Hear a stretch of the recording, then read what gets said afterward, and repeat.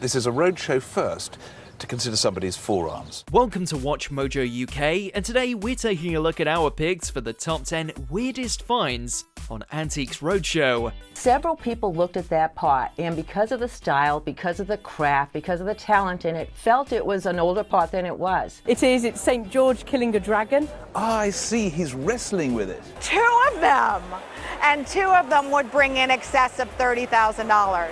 Excellent. Before we begin, we publish new content every day, so be sure to subscribe to our channel and ring the bell to get notified about our latest videos. For this list, we're ignoring the normal antique fare and focusing on the most bizarre and unique finds ever featured on the program, especially ones with an interesting backstory. We're also including segments from the American version of the show. Which strange antique is your favourite? Let us know in the comments below.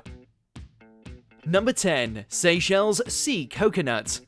It's not very often you see plants or other organic matter on Antiques Roadshow, but this isn't your average coconut. Said to have been discovered in the owner's attic, this giant polished nut fascinated audiences with its rather unique shape. Expert Mark Allam described it as a huge sea pod, thought to be from the Seychelles region. Before the source was known, these pods floated all around the world, and at the time were thought to have been the product of mythical trees at the bottom of the ocean. Any way you slice it, the question of how it got its peculiar appearance remains a tough nut to crack. Number 9. St. George Statue. Statues are a staple of Antiques Roadshow, and religious statues are quite common. What you don't see every day is a statue that could potentially offend a Christian congregation. It's St. George killing a dragon. I see, he's wrestling with it. Brought in by a female vicar, this statue of St. George depicts the Christian saint killing a dragon. Or at least that's what expert Philip Mould claimed. On closer inspection, the figure looks to be wrestling with something a bit more personal. It caused a bit of concern when it's silhouetted against the window. Valued at £2,000 to £3,000, the piece was among the lower valued statues in the collection, but it ranks much higher as a conversation starter. He's been relegated to the organ loft nowadays. The organ loft? Yes. I can understand where you're coming from. Number 8. WW1 Trench Glasses.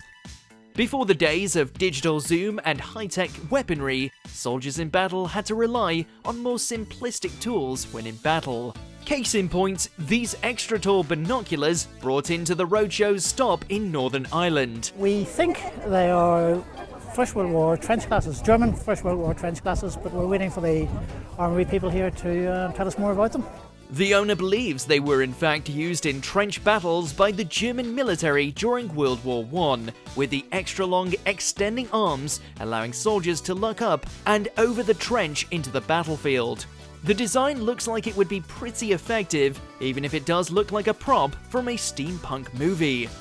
Number 7. Winky Spears from The Wizard of Oz. They may not be Dorothy's ruby slippers, but the next item on our list would certainly interest any movie buff. I purchased these swords from the Wizard of Oz movie from an auction company in California. These spears from the actual production of the 1939 classic, The Wizard of Oz, were held by guards, or Winkies, protecting the Wicked Witch of the West. And later were procured by the owner in an auction for around $600 American in 1984.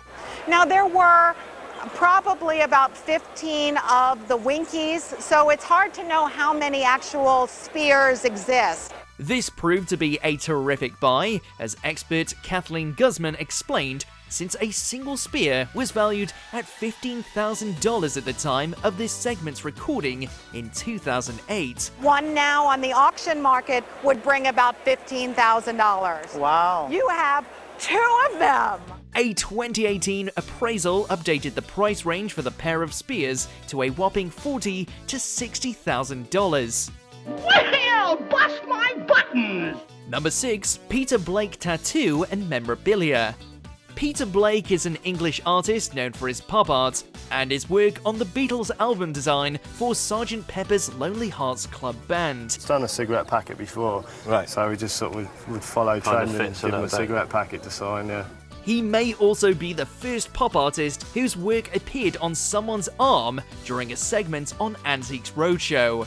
When brothers Rich and Wink Evans met the knighted printmaker at a shop, they asked him for an autograph, which they later turned into a permanent tattoo at Wink's Factorum tattoo shop. They are genuine Peter Blakes. He signed them.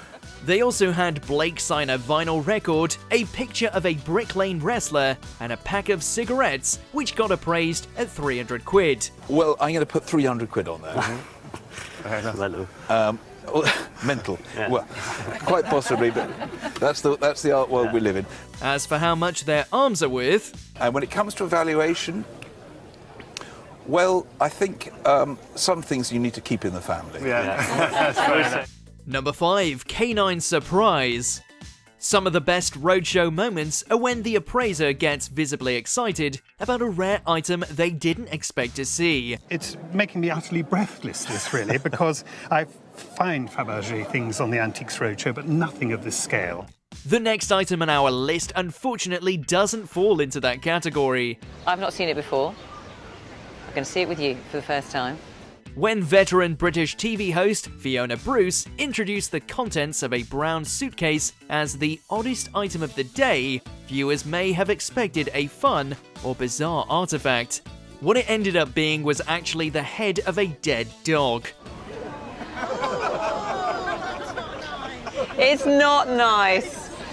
The story went that this dog had caught a criminal, and as a sign of respect, naturally, they stuffed the dog's head and cut it from the body, as one does with a national hero.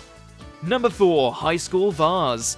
As appraisers, roadshow experts must answer 4 basic questions. What is the item? How old is it? Who made it? And is the item in good condition? Despite all their experience, even experts can make a mistake, like what happened when Alvin Barr brought in this exotic pot. Somebody might well ask between $30,000 and $50,000 for this. Labeled a grotesque face jug and given a valuation of $30,000 to $50,000, Roadshow Stephen Fletcher estimated it could be from the late 19th century. It was up in a barn. It was covered with dirt and straw. Looked like some chicken droppings. I think it's probably late 19th or early 20th century. An eagle-eyed friend of an artist named Betsy Soul recognized the item and swiftly notified her. She just said, "You won't believe this, but that pot that you made in high school that I had for a while, it's on Antiques Roadshow." It turned out to be one of Sol's peculiar creations from her high school pottery days in 1973. PBS corrected the appraisal later, removing one of the zeros from that original price. It's not the first time that kind of mistake will happen, nor will it be the last. Number 3, a missing wife. If viewers involved in our last entry were eagle-eyed, the next one must have been using those binoculars from entry number 8. In 1982, an Australian mother of 2 named Lynette Dawson went missing and was last seen on a beach in Sydney. Fast forward to 2006, when Antiques Roadshow shot an episode in Padstow, Cornwall. Chris Dawson later sees the episode and notices a woman in the background who has an uncanny resemblance to his wife. He then emailed his daughter, expressing his hope that she may still be alive. As of this video, the case is still up in the air, with Dawson facing murder charges despite consistently claiming his innocence. Can we ask you any questions about what happened to your wife, Lynn? Yeah, she left. She left. Number 2, Hoax fairy photographs. Photographs certainly are a popular item to get appraised on Antiques Roadshow, often containing interesting backstories or subjects of particular historic importance. But very few compare to photos of the Cottingley fairies. They were taken by Elsie Wright and Frances Griffiths, 2 young cousins who used cardboard cutouts copied from a children's book. They came back with the camera and said, "We can prove there are fairies." And these were accepted at the time, weren't they? In a time when photography was still a novel concept, many believed the fairies were real. inducing the great Sir Arthur Conan Doyle, who included them in an article. And then Sir Arthur Conan Doyle gave one camera to Elsie and one camera to Francis. And sent them off to do it again, in effect? Yes, with lots of plates. The photos would appear in a 2008 episode of Antiques Roadshow when they were brought in by the daughter of Francis Griffiths. In those days, the camera couldn't lie. The camera was a scientific instrument, and so if you produced a photograph of a fairy, it had to be right. Number 1. Ronnie Big's stolen Monopoly board. The Great Train Robbery of 1963 was a meticulously planned operation involving a Royal Mail train, informants, and 17 different gang members who escaped with millions. After making off with the money, the gang hid at a farmhouse to divvy up their earnings and lay low. They also liked to play Monopoly to pass the time, a seemingly innocent choice that would end up being a real factor when they went on trial. The actual Monopoly board they used would end up on Antiques Roadshow many years later, valued at 200 quid, after police recovered fingerprints off the game pieces that helped convict the robbers. And no, they did not pass go or receive £200. Do you agree with our picks? Check out this other recent clip from WatchMojo UK and be sure to subscribe and ring the bell to be notified about our latest videos.